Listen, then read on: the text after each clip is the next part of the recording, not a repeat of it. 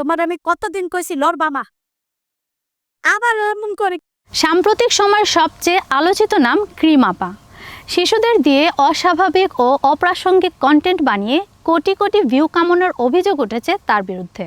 মাথাটাও নিচা করতে তুই নিচা করে কান্তি যাওরাও করে জড়া।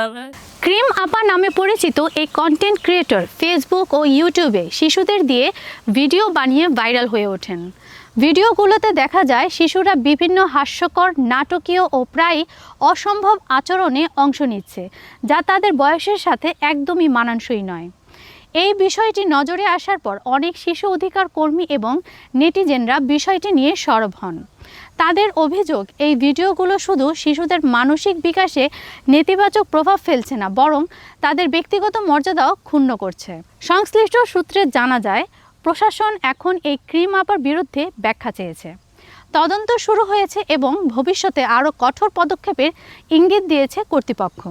এছাড়া শিশুশ্রম আইনের ব্যতয় হয়েছে কিনা তাও খতিয়ে দেখা হচ্ছে। অনেকে বলছেন শুধু এই একজন নয়, আরও অনেকেই একই ধরনের ভিউ ব্যবসা করছে, যার কারণে জরুরি ভিত্তিতে নিয়মিত মনিটরিং দরকার। কষ্ট লাগতেছে আম্মা, কষ্ট লাগে। এই দেখেন, এই যে মানছে না দেখেন। সোশ্যাল মিডিয়ায় কন্টেন্ট বানানো দোষের নয়, কিন্তু শিশুদের ব্যবহার করে যদি লাভজনক ব্যবসা গড়ে তোলা হয় তাহলে সেটি অবশ্যই প্রশ্নবিদ্ধ।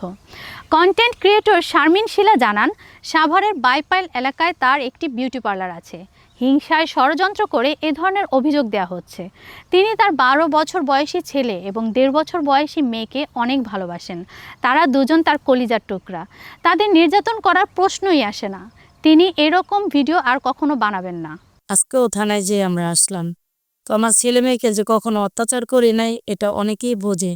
হ্যাঁ, আমার ছেলে মেয়েকে আমি কখনো অত্যাচার করি না। হ্যাঁ, অবজেকশন দিয়েছে বিশ্রীভাবে যে ভিডিও বানাই, এই ভিডিওটা যেন আমি কখনো না বানাই। দেখা গেল এই কারণে আমি দেশবাসীর কাছে ক্ষমা চাচ্ছি। আর ক্ষমা চাওয়া, আল্লাহও কিন্তু ক্ষমা করে দেয় ক্ষমা চাইলে। আপনারাও কি মনে করেন শিশুদের নিরাপত্তা আগে? তাহলে এই ভিডিও শেয়ার করুন এবং সচেতনতার বার্তা ছড়িয়ে দিন। কমেন্টে জানান আপনার মতামত।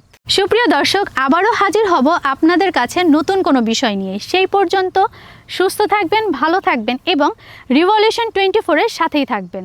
ধন্যবাদ।